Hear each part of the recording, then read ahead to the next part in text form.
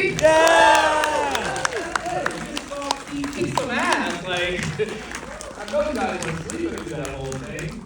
All right, I have a pillow, by the way. So this is gonna be my little friend. When he gave me this pillow, I thought they were just gonna slyly put it on the ground. He was gonna come out, kick me, and not just go to sleep. So maybe if we're lucky, that'll happen tonight. That would be really great. So what do you guys think about the movie?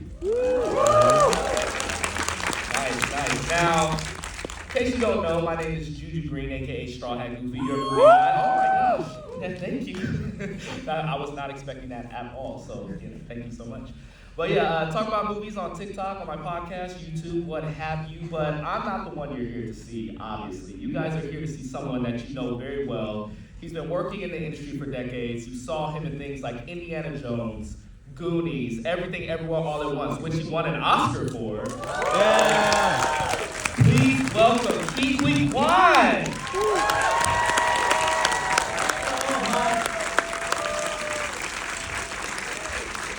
First, thank you so much for coming out on opening weekend. This means a lot to me. I know I have a few friends here. Can I see where you are? I see right there. That's hi. I like just like just in the back there. All right, I'm really excited to talk about this movie. Like, we watched it at the red carpet premiere together, and the energy was electric. We're really the energy was electric in here as well. It looks like you guys were having a lot of fun. But I'm really excited to talk to you, man, because this is your first ever leading man role. This is incredible. It's 40 years in the making. Now that the dust is settled and you've been seeing audience reactions to this film, tell me how you feel. Honestly, I don't know. First of all, I apologize. I have my asthma is flaring again, so you might hear me cough every now and then. You can still get your ass by the way. It's been a wild week. We've been doing a lot of press, so apologies. Honestly, I don't know what to make of it yet. I think I need I need some time to pass before I start reflecting back on what happened. It's kind of like what happened with Everything Everywhere All at Once. But what's been incredible is that I've been reading so many online comments, so many people reached out, and meeting people on the streets. There's been so much love and support. So it's very heartwarming. I'm very moved. And also, just today, I saw a video that Universal put together. Tom Hiddleston, Ken Jeong, and the Daniels, and a lot of other people kind of recorded a sweet message for me. So just kind of just little stuff like that really, really touched me. So it's incredible being here. So if you guys haven't seen the video, he posted it to his Instagram. So after this Q&A, you guys can go and check that out. We talked about this before, but I'm gonna let the people know I was kind of hating a little bit, man. I wanted to be a part of that video. Nobody called me. I know. You know what I'm saying? So maybe for the sequel, maybe for the next movie. We did do a video, right? Together. Yes, we did. Yes, we did. Channel, yeah, you got to teach me some. You were great. I kicked a little bit of ass, man. I was trying to channel my inner Ke. You know what I'm saying? Hopefully I did you justice, but obviously it wasn't on your level, man. But let's get into this film because you kick a lot of ass in this movie, and your character Marvin is an ex-assassin who's escaping his past. But what I found very interesting is that you sell homes, but yet you yourself feel like you don't have a home to go to. There's a sense of longing there. I just want to know, did you take the sense of longing and inject it into the character? How did you did this when you put the character together? In some way I relate to this character, but also in a lot of ways I don't relate to him because I don't like killing. But in terms, what's really great about Marvin Gable is that he recognizes what he's done is horrible, and wanted to redeem himself and a second chance in life. And that second chance is something that I can really relate to, having come back this time around. And also, just finding, when I was younger, I had, identity issues. I didn't know who I was. I didn't know where I belong, and I didn't know what I can contribute to society. So those are the kind of themes that really resonated with me. But it's also fun. This movie is meant, it's not meant to ask a lot in return. It's meant to entertain, the audience, kind of like movies that I grew up watching, especially from the Hong Kong, early 80s action movies from Jackie Chan, Sammo Hung. So that was the intent. See, I love that, and it caught a lot of like the Jackie Chan personality in there, like the fight card, the scenes. It was really great. Something that I really liked about this movie was that like the assassin back in the game genre has been done quite a few times, right? You could talk about Nobody, John Wick, Taken, all these type of things. But like you said, this movie is fun, and this is the first movie that takes that and it puts a romantic comedy spin on it. And it's coming out like for Valentine's Day, just in time for that. So like, can you talk about like making that decision of being a part of a movie that kind of like flips the script on a genre that we've seen before? Well, Valentine's Day is a day that I always love because I get to show my wife how much I love her. And the tradition has always been, go out to a nice dinner and then go watch a good movie. And over the years, it's always romantic comedy on Valentine's weekend. And I remember when I was younger, when I didn't have a girlfriend, and it's kind of weird to go with a bunch of guy friends to watch a Valentine's movie and then be seen. When there's so much love, you see, in the lobby, in the movie theater, where you see, people holding hands with girls, holding a flower. I didn't want them to think that I'm a loser because I didn't have a girlfriend. So I always wanted to, wouldn't it be cool to have an action movie on Valentine's Day? And this was what we were going for. When it was offered to me, I jumped at the chance because it would be a fun movie to do. I love it. So for the record, and I joked about this before, you made this movie for your wife, for the fifth wheel, and the bros. I really love that. So this movie is about confronting your past, right? Did you, when it comes to getting personal with your characters, did you find yourself kind of confronting with your own past or thinking back on your own past? And was that also something that you kind of injected into your character as well? I think I've had a lot of time reflecting my past, especially the last couple of years. What's happened to me, and now that I'm able to enjoy this success, and just going back to the early days. But I realized that, looking back now, I don't think I would change a thing, because I wouldn't be who I am without my early years.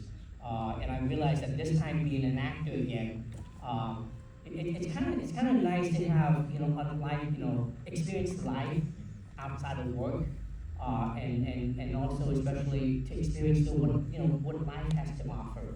I've been able to do that, and now I feel like I have more to offer as an actor because I have more life experience to offer.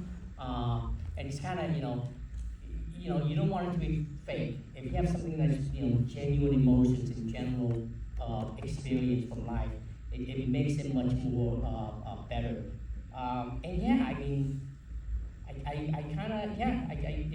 It's incredible, and I wouldn't change a thing. So if you want to talk about kind of like reflecting on your past and like something that I felt genuine emotion, something that felt very real, was that we got a Goonies like reunion in this movie. You and Sean Astin, man. Like, can you talk to me about like filming with him, reuniting with him, and was there a moment that while you were filming you just took a step back and you guys just looked at each other and said, wow, like we're here decades later doing this thing? Well, when we were trying to figure out what actor can play Cliff, my mentor, there was only one name. And so we reached out, and I was, just fingers crossed that he would say yes, and luckily he did. And it was really special to be able to share the screen with him after 40 years. Especially when we shot that scene, there was another Goonies that came to visit us, Chuck, Jeff Cohen, and the cast and crew were freaking out because we were having this nice Goonies reunion.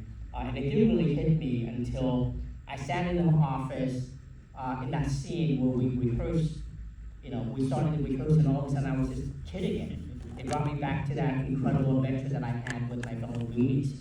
And those tears that you see up there didn't just come from Marvin Gable, it came from Ke, personally too. We felt that, and also Corey Feldman was at the premiere as well. So yeah, we had a nice Goonies reunion, and recently I was really lucky to be honored with my own hand footprint at the Chinese Theater, and Josh came. And it was just what an incredible day because we had that ceremony in the day, and we had the premiere that night. And it's such a full circle moment for me because it was exactly 40 years ago that that Spielberg and Lucas were honored with the same ceremony, and then we premiered Indiana Jones and the Temple of Doom at the very same venue. So, and we were celebrating that night with my fellow Goonies, it made it even more special. It's a lot of full circle moments happening for you, man. I love it. One last thing I want to point out when it comes to this Goonies loop that we have to close. We laughed about this a little bit. Seeing Sean Astin get stabbed in the eye that way, the first thing that came to my mind was, oh, he's one-eyed Willie now. That is so, I never, you know what, it's interesting. We all saw it and nobody made that connection. Nobody even did. But you're absolutely right. Yeah, he became, we went searching for one-eyed Willie and he became one-eyed Willie. So, yeah, that's really cool. I'm gonna tell them. I'm gonna text them and tell Sean that. You should. Anybody else catch that? Did anybody make that connection? I'm the only one. Where's your hand? Okay. Okay. Cool. We got it. All right. So moving on to the rest of the movie, something that I really was like honing in on was the wardrobe choice in this movie, and it's your sweater. And I feel like costumes tell a lot about the characters before they even speak. And you wear this sweater that has like a lot of kind of like blacked out hearts, but you have the broken heart like literally worn on your chest. And you can tell me if I'm wrong, but it kind of symbolizes the love lost that he had for Ariana DeBose's Rose. Am I correct in thinking that? And like, can you walk me through the decision to? Well, no, that's a question that you need to ask our costume designer. When she showed me that that's what I would be wearing for the majority of the movie, I was a little reluctant. And like you said, I mean, it's such a big statement.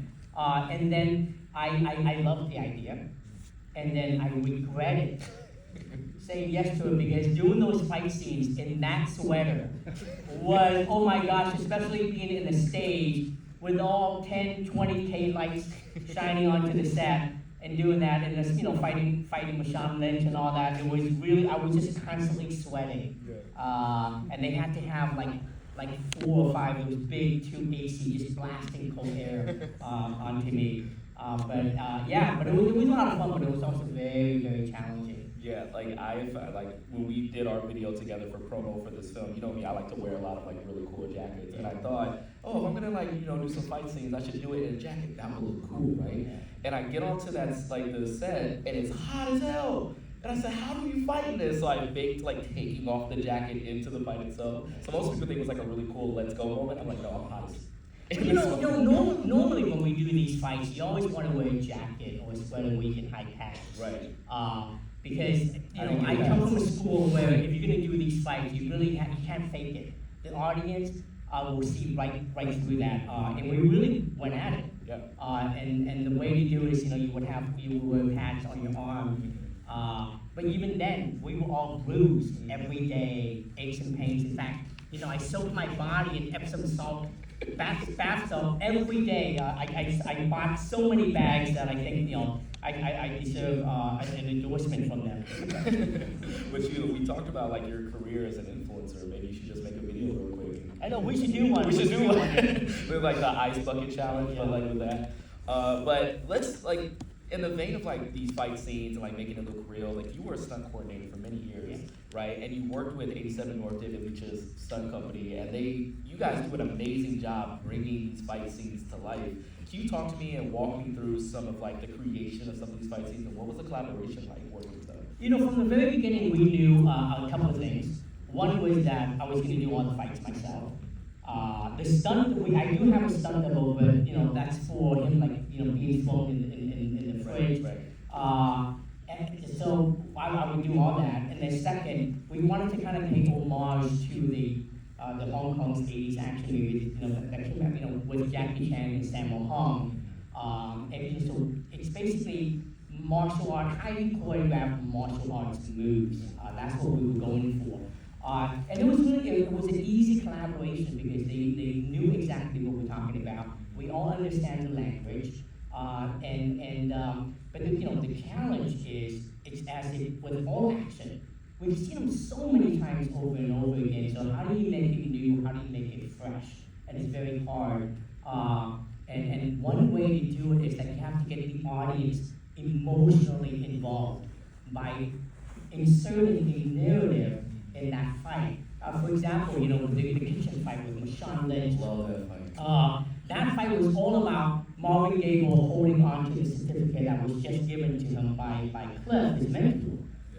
And because that is kind of a validation to who he is and now versus being dragged back to who he was as an assassin. So that tug of war was really interesting. And that's what we were going for. And as the movie progresses, the fight scene gets more and more intense. That's definitely one of my favorite fight scenes, and I will talk all day about this fight scene. But what I find very interesting is like the thing that kind of preceded it, right? Like him going into this fight scene, he's looking at all of these posters of himself, and they're being like written with like mustaches. Yeah. And I find it interesting because Marvin, as an assassin, had a mustache that he has since shaved off. So that was almost a way to symbolize how his past life is catching up with him and is bleeding over to what he's built now. So I think it's lovely what you said about like him trying to hold on to the certificate because that's like the last thing he has left in that moment. But another thing that I need to bring up, because again, joking about this a lot, is you get put to a fridge, man. Like Marshawn Lewis says, get your little ass in there, and like chucks the fridge. Was that an Indiana Jones reference? I think the people need to know. How many remember Snoop the Fridge in 84? Yeah, there we go. When I was first shown with the design of the fight, I got it right away, and it was kind of like a nice nod to where I came from, in that franchise. So yeah, I mean, I don't know if it was a conscious thing, right, but it was a fun thing, and one thing that I'm very proud of is that we're able to make the Boba Straw a lethal weapon now, so that's kind of nice. And a cookie cutter. And what's hilarious is that Harrison Ford also has a movie coming out in February, so if you see him again, you can say, hey, we've both been thrown in fridges before. That's like a funny link you guys can share together. So you talked about crafting these fight scenes and how it's so hard to kind of inject something that's new because we've seen them before. But when you put something like a reference that we have seen before and it works, it can be something really fun. And something that I noticed in one of your fight scenes is that you did the iconic Bruce Lee 1-inch punch. And that I went crazy. I was geeking out when I saw that. Please talk to me about some of the other kind of fight references that you might have put into some of these fight scenes. I love Bruce Lee, and I think everybody does too. His contribution to opening up the world to martial arts, especially to Chinese kung fu stuff. So that was a nice nod to him that we wanted to do. Once when I saw that, everybody recognizes that immediately. But the whole design of all the action in the movie was really, as I said earlier, kind of an homage to those movies that we all loved growing up, where you can clearly see the actors up there doing it. Really going at it. There was a lot more at stake when you know that it's them. It's not a stunt double. And we're just trying to make it fun and entertaining. Those are the kind of movies that really influenced my brother and I to go study Taekwondo. And after I got my black belt, I was so ready to go show the world what I can do, but they weren't hiring somebody like me to be an action hero back then. So it's kind of nice to finally get the opportunity to do so. Look, man, after that fanny pack we saw, we he can do anything. It's so glad to see you doing it here. But something that I was really surprised about was Marshawn Lynch. He was getting it in this movie. He was great. He's so good. Intimidating, right? And so I want to talk. I've been seeing you guys post together. You guys seem like you've become such fast and great friends. And he's also great. I want to know, how did that relationship form? Talk to me about working with him, and what was something that you guys learned from each other? When I met Marshawn the first day, he came up to me. He says, "Ke, I'm gonna beat the shit out of you." And it scared me. It literally scared me. And my double was standing next to me, scared the shit out of him too. You knew what your black and it was not until recently that we started doing press together. He says, "Ke, I hope you know that I like to intimidate people." And I remember it brought me back to that day. But when we were shooting that fight sequence, he could not be more nice. And what I really love about him, he's a legend in the sports world, right? In football, but he's never done anything like this before. And we were training him all these different moves, and it was hard for him to understand. And we need to explain it to him in football terms for him to oh, I get it now. And he mentioned like a term, it's like, oh, this is a 42, which I didn't know what that means. So that's how he learned. And then when we did it, he was just great. He was beast mode. I got to witness beast mode in person. You actually said it out loud in the movie. And Yeah, I, beast again, mode, yeah. one of those moments I was like, oh, did you guys have a sit down and he taught you the meaning of beast mode, or did he leave it a mystery? No, I knew. I mean, it was so famous. And I also learned, my family learned that spending time with him is, he has that ritual where he does 1.5 shots right before every game. So after party of our premiere, my family got to hang out with him, and he got all of them drunk, and they were so happy about it. See, I was walking, they're over here getting drunk and happy with him. I walked by him and I was terrified. I was like, that is a big man. He's a beast, There was one shot in the movie where the camera was set up only 20 feet away, and I'm supposed to run towards the camera, and he catches up to me right before I get there, puts his huge arm around my shoulder and yanks me back. But I get a head start, so on action, I get a 2-second start, and it's not that far of a distance. And I remember telling the director, I said, this is not going to work because I'm going to get to the camera way before he does. And he heard it. He says, Ke, you just run for your life. And sure enough, man, right even before I got to the camera, I felt that arm on my shoulder. It's that great line in Batman? It's when an unstoppable force meets an immovable object. Well, Mashan is definitely that unstoppable force. What I've learned is that I used to get the hell out of his way. That's a great story, and now every time I watch that scene, I'm gonna pause it on your face and see the surprise you have when he yanks you back. So finally, before we end this big Q&A, and thank you so much for talking to me about this, you're officially a leading man. What do you want to do next after this? Have you given any thought to that? I have a project coming up that I'm super excited about. I always wanted to to go out of my comfort zone, it's just been announced that I'm doing a movie called Bad Boy with the producer of Long Legs and Megan. Yeah. So I'm really excited about that. Where I play a serial killer. So that is something on the schedule that I can't wait to be on set. You will be the scariest serial killer, I'm sure. The moves that you've done in this, I don't want any parts of that. But thank you so much, Ke, for talking to me about this movie. To everyone. Thank you so much for coming.